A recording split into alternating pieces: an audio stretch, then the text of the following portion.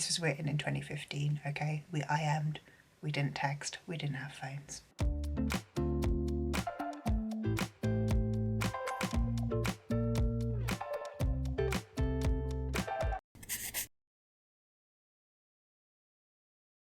Hello Tandem fandom, my name is Jenny and today I am here with the books that I think you could read in a day.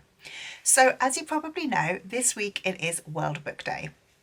And World Book Day is a day to celebrate all readers and all books.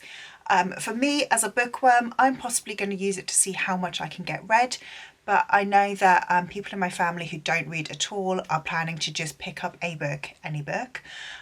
So I thought what I would do today is scour my shelves and find a collection of 5 books that I think you can pick up and read in a day. So let's get started. The first book that I recommend as a book you can read in a day is Everything Everything by Nicola Yoon.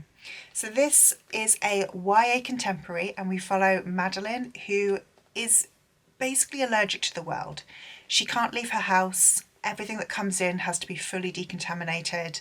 She has to live in a bubble. She's not stepped foot outside since she was an infant. However, she has a new neighbour called Ollie. They start communicating through the windows, they swap email addresses, they start IMing with each other. This was written in 2015, okay? We IM'd, we didn't text, we didn't have phones. So Madeline and Ollie strike up this friendship and she ends up wanting to become more than just virtual friends with Ollie and actually meet him face to face. It is a beautiful story, first and foremost. It's absolutely fantastic. It's a great kind of coming of age story, but also really tells you about the depths and the difficulties around parenthood and loss and grief. Absolutely beautiful. But the reason why I think this could be read in a day, because even though it is a longish book, it's about 300 pages, it's told in mixed media. So you've got transcripts of their IMs, you've got book reviews, Madeline is a reader, you've got excerpts of her childhood diary, you've got emails, maps, hospital records. It's written in a way, and the mixed media in this is written in a way that makes it very, very quick to read. I read this in one sitting. I think I read the whole book in about 2 hours and I absolutely loved it. I was laughing, I was crying. I was obsessed, to be totally honest, but really highly recommend Everything Everything. The next book that I recommend to read in a day is This Is How You Lose the Time War by Amel Motar and Max Gladstone.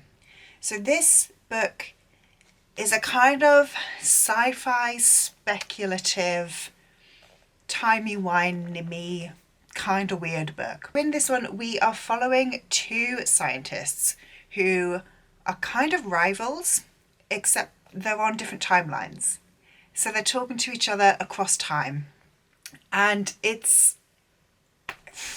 I don't know how to describe this other than just read it. It's fantastic. I'm going to read you out the synopsis because I think this is just sums it up. Red and Blue, 2 rival agents hell-bent on securing the best possible future for their warring factions, strike up an unlikely correspondence. But what started as a taunt, a battlefield boast, grows into something more, something epic and romantic, something that could change the past and the future. The discovery of their bond will mean their deaths. There's still a war going on and someone has to win that war. That's how wars work, right? Just read this book. It is under 200 pages. It's itty bitty. Honestly, find a couple of hours in your day and treat yourself to reading this book. The next book that I recommend that you could read in a day is Loathe to Love You by Ali Hazelwood. Now this book is a little bit bigger. This is a bind up of 3 novellas. So I don't mean the whole book, I mean read one of the novellas. Each of the novellas in this book is around about 100 pages and is one of Ali Hazelwood's STEMinist romances. They're all fantastic, they all follow different characters. You can read these without ever having read anything else from Ali Hazelwood. There are some tie-ins, you might spot some cameos if you have read Ali Hazelwood's other works, but it's not necessary at all. So we have got Under One Roof, which follows an environmental engineer who is forced to be housemates with a big oil lawyer. So we've got a kind of an enemies to lovers. What I really liked about Under One Roof is there was more than just the workplace enemies to lovers. The reason they were sharing a house is they both thought that they had been left this house by someone who had passed away. So they were having to share this until they could figure out what they were doing.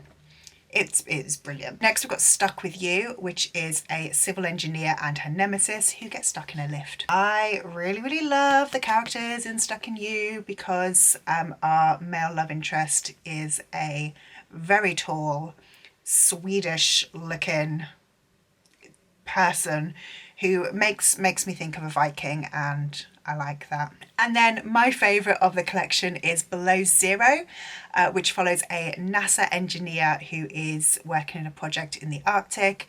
She gets stuck in a snowdrift, thinks that no one's going to be able to come and rescue her because there is a blizzard. Yet someone does come, and it is none other than her rival. Honestly, if you like enemies to lovers, if you like workplace rivals to lovers, if you like anything with the kind of only one bed trope or forced proximity, read this collection. Pick a novella, read it. I would honestly say read this one over a week or so, read a novella, pick up the next one in a couple of days' time. They are fantastic. And then move on to the rest of Ali Hazelwood's backlist. The next book that I'm recommending to read in a day is Law Olympus by Rachel Smith. This is a graphic novel. Now this is a bind up of a webtoon, so if you do read this and love it, you can catch right up to date by going on to webtoon. But this is a modern retelling of Hades and Persephone. It follows all of the Greek gods, but is kind of focused mainly on Hades and Persephone. There is a lot of darkness, and I would say there are content warnings for this book, so please do check them out and be careful going in. But what I absolutely adore about this book is the art style and the colours. So each character has like their own colour scheme. So Persephone is pink.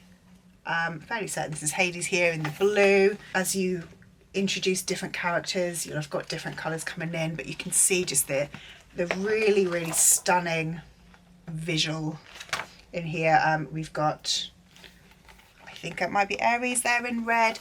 Absolutely beautiful. I adore this graphic novel, and I think it is absolutely beautiful and a really fantastic story as well. Finally, the fifth book that I recommend to read in one day is 5 Survive by Holly Jackson. Now again, this book is slightly bigger, so do bear with me. Why I would say you can read this one in one day is 5 Survive takes place over an 8-hour period. So we start off with 10 p.m. and we have different sort of breaks are happening at each hour. So you can read each hour as it happens and kind of read this almost in real time. I would personally swap the PM to AM and read this through day rather than reading it from 10 p.m. to, I think the last one is 6 a.m. I can't stay up that late. Can't do that. But this is a really fantastic book. So this follows 6 like 17, 18-year-olds who are driving down south on spring break in an RV. Their RV breaks down, they've got lost, their RV has broken down, and there's a sniper. And what's going to happen? Obviously, the title, 5 Survive, we know that there is something scary going on. It is fantastic. This one is thrilling. It gets your heart rate going. You don't know who to trust. You don't know what's going on. You don't know who the target is.